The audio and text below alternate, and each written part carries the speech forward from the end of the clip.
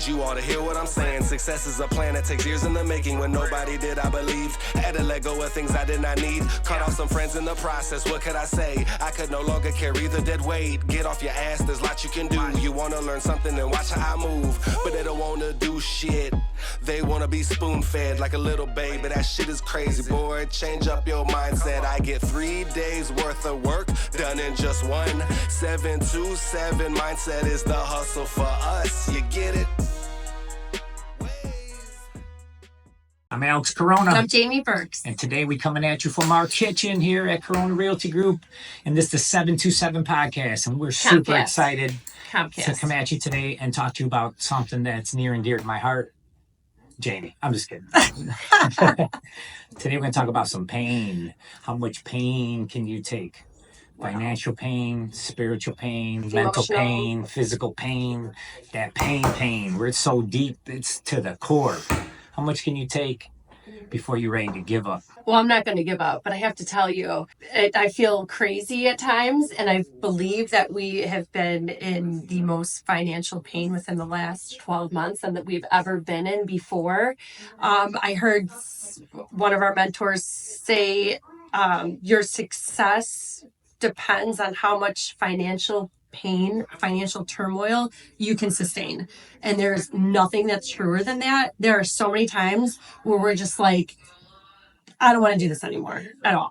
Like how do we get out of here? How do we get by? And then we're like, wait a minute, we're not quitting. Like there's no way. There's no way we're quitting. So we've come this far and we've survived all the turmoil. There's no point of return now. Now it's game time. We figured this out. We're good. We didn't come this far to just come this far. Right. And like Jamie said, it's been a hell of a year. And most importantly, we didn't give up. No matter what happened, no matter how much of a beating we took, and all of it, not just financial. So that's just one part.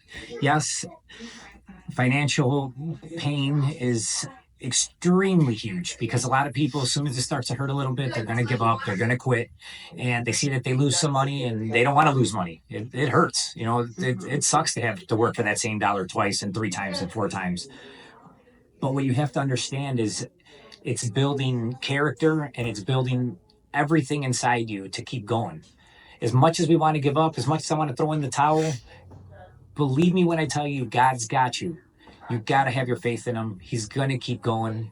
He's going to keep you going. But you got to not give up. Because so many people, I see it, they're 3 foot away from the gold and they decide, I'm done. I can't take it anymore. There's a ton of emotional pain. There's days that I don't eat. There's days that I don't sleep. There's days that I'm crying. I'm thinking, how are we going to do this? And somehow, some way, God comes through for us. And we make it happen. And I'm talking about not, sometimes to the last minute, and he comes through. And what's crazy is he comes through every single time. So it just keeps building my faith that much stronger that we got this. And no matter what happens, we got it. And no matter what happens, we have each other. That's the most important part. He does that because we keep trying. Like if you give up, then you just gave up. But you have to keep trying, like no matter what it is. It's easy to just decide, I'm done. I give up. It's easy to just go work for somebody else, and it's easy to just get a paycheck on Friday and show up and do the bare minimum. But that's not what the hell we're going to do. We're going to go so hard because everything we want is on the other side of everything that we don't want to do. And we're going to do it. Yes, we are. If you guys are feeling it and you're thinking to yourself, man, when is it going to stop? Keep going. If you guys are hearing from your family and your friends, you're crazy, you don't need to be doing this to yourself, keep going. Most importantly, keep going. If you guys aren't on the G Code app yet, get yourselves on it. You cannot be grateful and pissed off at the same time.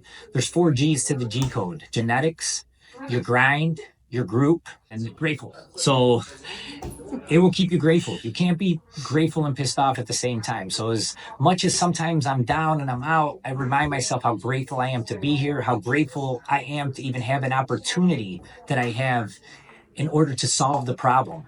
These problems, I had a wise man tell me a long time ago, and I'll never forget this. He tells me there are no problems, only solutions. And he couldn't be more right. You've got to figure out the solution to your problems. And the more backbone that you bring to the table, the easier it gets. Yes, you're going to get knocked the hell out. Yes, you're going to get knocked the fuck down. But most important, you're going to have to get back up. And every time you get knocked down, it's that much easier to get back up. I mean, when I tell you, you will have to fucking kill me to stop me, I'm not playing. There's and no doubt about that. Another thing that I definitely put myself through is physical pain.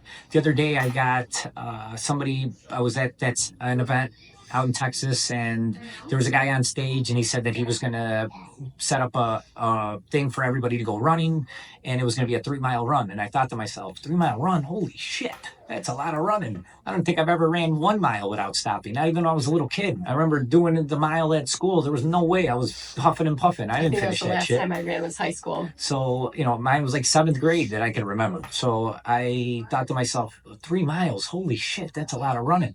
But then I looked at the guy that wants to get everybody to run, and he's big as hell. The guy's swole as shit. I'm like, man, if this guy runs and he looks like that, I better start running. So it signed me up. So got there bright and early in the morning, and let's go. I was the only dummy. I show up with Jordans. I wasn't ready to go running. Everybody's got running shoes. I show up with my ones on and a big ass water bottle the size of a baby. I don't know if I bring my headphones. I have no idea what it's about to go running because I've never did it before. So they're laughing at me. Look at this guy. He shows up with his basketball shoes, and you're carrying a baby. So again, I didn't know what the hell was going on. So about a half a block in, I'm already about to hit the ground. I'm so tired. And my ones are rubbing up against the back of my ankles, rubbing the skin off. I'm already burning. I'm like, oh my goodness, what did I get myself into? And I just kept telling myself, keep going. Keep going. If you guys don't know who David Goggins is, this man has ran over 100 miles without stopping. And I kept telling myself, if this man can run 100 miles without stopping, I can do 3. Just keep going. And I stayed with the 2 guys that were at the very beginning, at the top. That's who I stayed running next to. I just said, here, I'm going to use these guys to keep pushing me. They never said, come on, or anything like that. I just kept mentally forcing myself to keep going. No matter what pain I felt, no matter how bad my ankles felt, I was about ready to rip my shoes off and start running barefoot before I would stop. People kept falling back and falling off. Not me. I wasn't going to let it happen. And yes, I was in a ton of physical pain. Yes, mental pain. Yes, all the fucking pain. But there was no way that I wasn't going to come through. And then when it was all over, I was about 2.5 miles in, and they turned around and they're like, wow, dude, I can't believe that you're still with us. And I said, have we ran a mile yet? And the guy looks at his watch and he's like, we're 2.5 miles in. I couldn't believe it. And right there, I said to myself, all right, bro, this is it. Just stop. You did it. But then something else switched and said, keep fucking going, dude. Do not stop. No matter what pain you feel, that shit will go away as soon as it's over. Finishing the race was the most important thing I had to do. And that will never go away. The pain that I felt, that shit's long gone. My ankles are fucking back to normal. My skin is back. But that 3 miles that I ran without stopping, I could talk to fucking everyone about. That will never go away. What's cool about that story, because he literally walked into the hotel like this, put his little Band-Aids on, and then the very next morning put the same Jordans on to go and do CrossFit with Ryan Stewman. And what did he do? He took me running. Tried to kill him. Well, besides trying to kill me every time we go to the gym, he had me running, and again, it's rubbing the shit out of my ankles, but I kept going. And again, I thought about ripping my shoes off and running barefoot, but I didn't. And I was fucked up, man, and I was tired. And again, these guys push me to the limits. And again, I'm not giving up. You gotta mentally prepare yourself for these things and then follow through, because at the end of the day, like I said, what you do will never go away. The pain, that shit'll stop one day or another. But I tell my kids that all the time. Make the play. Let the ball hit you in the face. I don't care, whatever it is, because at the end of the day, you made that play. That pain will go away, but that play that you made, it'll be there forever. I have moments mine are more so not in a workout sense, but in business and in the office and things of that sort. I'll have times where I get so I've made a mistake and I get so upset with myself. I'm literally in tears, but they're in my mind. It's like I get it all out, and then I sit there and I think to myself, okay, this is what happened. What's my next move? What's my next move at that point? So just going through and trying to go through a problem solving process in my head, like, okay, this happened. This was shit. Got it. But being able to get yourself to where you're just at a level ground of like thinking and then making that next move gets you motivated to do more, because then you're like, I got this. Like if there's at that point I'm ready to try to don't make that same mistake again. Of course, I had a moment yesterday that I was totally so upset with myself, and I recovered from it just because of my mindset to say, you know what, I'm not going to do that again. How am I going to fix this? Upset about? I actually I wired money to a wrong account, so. I was So he like, called me up crying. I was like, dude, and I'm like relax, standing in my office, and I was just like, the tears were, were flowing. And I think I'm just so mad at myself for doing that. Like, how could I have not double checked that? Like, how stupid is that? But then he did make me feel better talking to him, and then I got off the phone. I'm just like, okay, what am I doing next to fix this? And now, lesson learned. Taught myself a lesson not to do that again. But holy shit, that sucked. So lesson is double check, especially Double check what you're doing. No matter how much of a rush you're in or how busy you are, you got to slow down to speed up sometimes. Anything else to talk about pain? Mental pain. Sometimes you give me some mental pain, but that's because we have to problem solve things together. And he may have one way of thinking about something and I may have another, but to get through pain like that, I think open lines of communication are wonderful. I'm going to give you guys an example. Listening of mental pain is great. So today, while I was having breakfast with my son, I went and picked him up from school and took him out to breakfast. We had a little mastermind. He's only 5 years old, so we had a little business meeting. And he said he wanted to have a YouTube channel. And of course, I got right on the phone with my guy at the office, said, hey, bro, get him going on a YouTube channel, have it all set up so that way when we get there, his iPad was here already. So I said, here, set it all up, get it on there.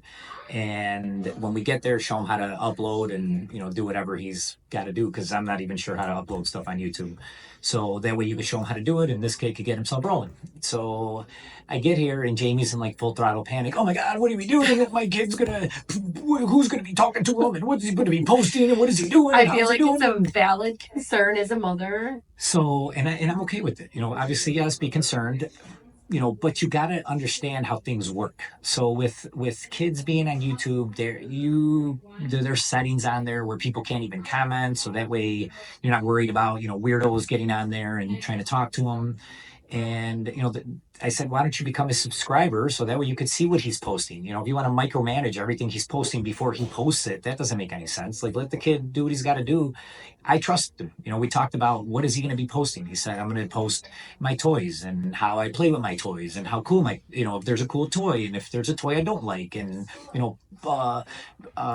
videos of Gordy's, which is a dog that's at his godmother's house, and maybe, his dog at home, and cool. Hey, go at it, so he talked about how he knows other people who have 1 subscriber and 100 subscribers and 100,000 subscribers and 1 million. And I mean, this kid's 5 years old, so for him to know like a lot of these things is pretty amazing. And I know he's on YouTube quite a bit because he always tells me, I see this on there, I see that on there.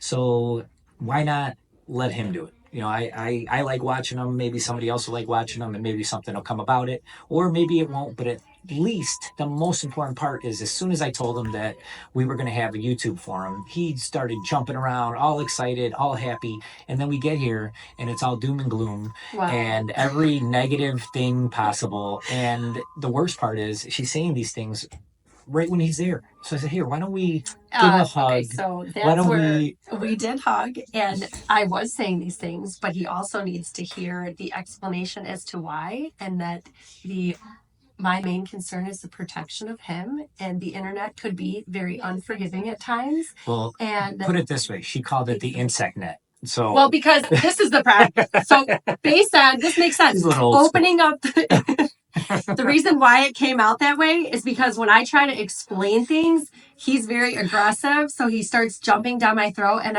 I know you all have these problems in your relationship.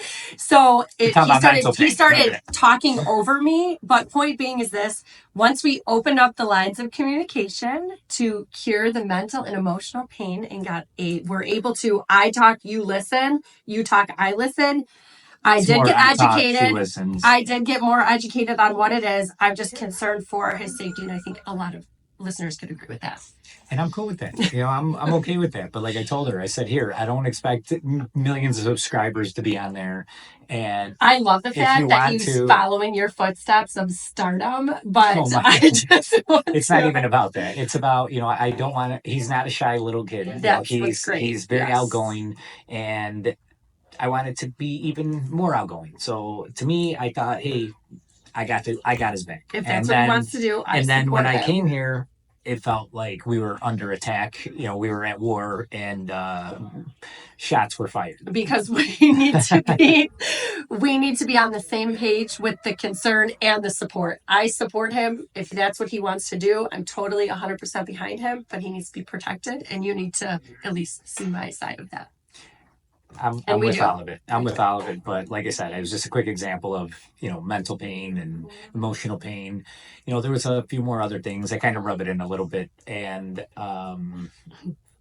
her feel it. So that way I just want her to understand how silly she's being, because at the end of the day, you're going to protect our child. Absolutely. I know. And it made him happy. I want my kid smiling and jumping around, and he's very excited about it. So hopefully you guys can tune in. Antonio Corona, I think it's called Antonio Universe. Yeah. So you guys can subscribe or have your kids subscribe. He's a good little kid. So he's a great communicator. So with that, we're going to let you go with this emotional pain so that you don't have to listen to us anymore. Until next time. I'm Alex Corona. And I'm Jamie First. And tune into the 727 Comcast. Yeah. I'ma need you all to hear what I'm saying. Success is a plan that takes years in the making. When nobody did, I believe. Had to let go of things I did not need. Cut off some friends in the process. What could I say? I could no longer carry the dead weight. Get off